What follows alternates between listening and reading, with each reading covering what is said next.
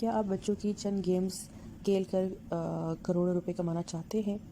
اگر ہاں تو اسٹریمنگ سروس نیٹ فلکس پر آپ کو یہ موقع فراہم کرنے کے لیے تیار ہے۔ السلام علیکم مائی ٹو فیملی، کیا حال ہے؟ امید ہے سب خیریت سے ہوں گے۔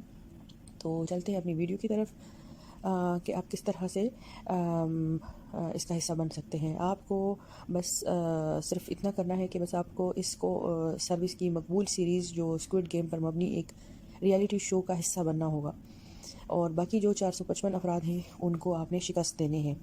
نیٹ فلکس نے دنیا بھر سے 456 افراد کو اپنے نئے reality show squid game the challenge کا حصہ بننے کے لیے مدعو کیا ہے۔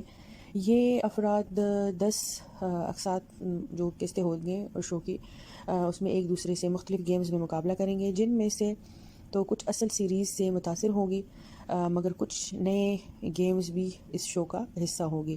مگر اچھی بات یہ ہے کہ ڈرامہ سیریز کی طرح اس ریئلٹی شو میں کوئی فرد ہلاک نہیں ہوگا، مگر 45,60,000 ڈالرز کا انعام صرف ایک امیدوار کو ہی ملے گا۔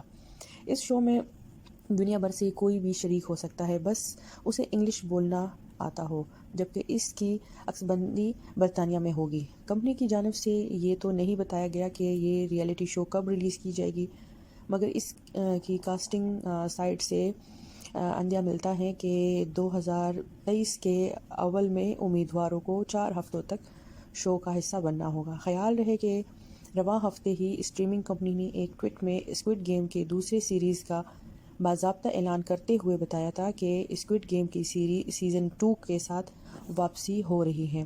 2021 میں ریلیز ہونے والی یہ سیریز